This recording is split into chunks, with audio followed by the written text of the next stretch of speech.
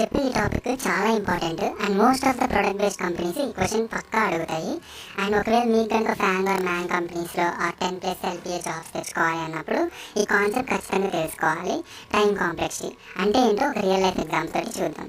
Imagine మీ దగ్గర ఒక books list అనేది ఉంది. దానిలో నుంచి ఒక బుక్ని పిక్ చేసుకోవాలి. Let's say animals and birds బుక్ని పిక్ చేసుకోవాలి. ఇప్పుడు మనకి ఒకవేళ ఆ బుక్ అనేది ఫస్ట్ ప్లేస్లో కనుక ఉంటే ఫాస్ట్గా యాక్సెస్ చేయొచ్చు. అదే లాస్ట్లో కనుక ఉంటే అన్ని బుక్స్ చెక్ చేయాలి.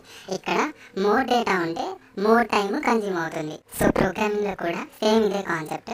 ఇప్పుడు టైం కాంప్లెక్సిటీ అనేది ఎందుకు ఇంపార్టెంట్? ఒకవేళ స్మాల్ ఇన్పుట్స్ అయితే ఆల్మోస్ట్ ఎవ్రీ కోడ్ వర్క్ అవుతుంది.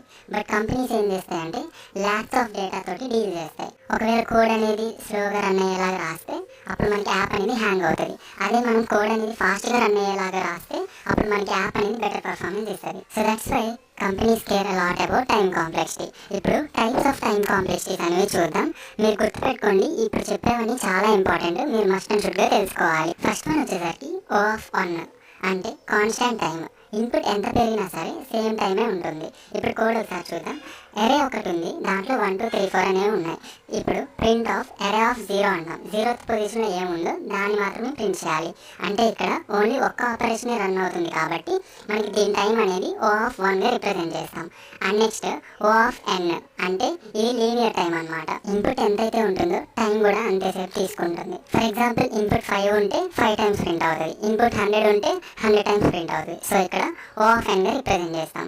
అండ్ నెక్స్ట్ O(n²) అంటే క్వాడ్రాటిక్ టైం.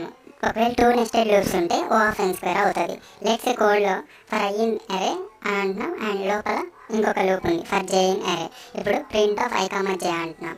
సో ఇదేమవుతుంది, 5 ఎలిమెంట్స్ ఉన్నప్పుడు 25 ఆపరేషన్స్ పర్ఫామ్ అవుతుంది. అదే 100 ఎలిమెంట్స్ ఉంటే 10,000 ఆపరేషన్స్ అనేవి పర్ఫామ్ అవుతుంది. సో ఇక్కడ O(n²) రిప్రజెంట్ చేస్తాం. అండ్ నెక్స్ట్ O(log(n) అంటే లాగరిథమిక్ టైం. సో ఇక్కడ ప్రతిసారి డేటా అనేది హాఫ్గా రిమూవ్ చేస్తున్నాము. కోడ్ చూస్తే కనుక వైల్ n > 1 ఇవన్నీ హాఫ్ చేస్తున్నాం. లైక్ 1500 అవుతుంది, 500 250 అవుతుంది. సో ఇలా చేయడం వల్ల ఏంటి అంటే ఫాస్ట్గా వర్క్ అవుతుంది. అండ్ దీని రిప్రజెంటేషన్ వచ్చేసరికి O(log(n)గా చేస్తున్నాం. అండ్ నెక్స్ట్ O(n)log(n) అంటే వీటిని మెర్జ్ సార్ట్, క్విక్ సార్ట్ టైంలో యూజ్ చేస్తాం. ఫాస్ట్ ఆప్టిమైజ్డ్ సార్టింగ్ కోసం యూజ్ చేస్తాం. ఇప్పుడు ఇవి సింపుల్గా గుర్తుపెట్టుకోవాలంటే ఒకవేళ ఏ లూప్ లేకపోతే O(1), ఒకవేళ ఒకటే సింగిల్ లూప్ ఉంటే O(n), 2 లూప్స్ ఉంటే O(n²) డివైడెడ్ బై 2 చేస్తే O(log(n). ఇవి బిగినర్స్కి సరిపోతాయి. ఒకవేళ వీడియో నచ్చితే లైక్ చేసి మీ ఫ్రెండ్స్కి షేర్ చేసి మన పేజ్ని ఫాలో అవ్వడం మాత్రం మర్చిపోకండి.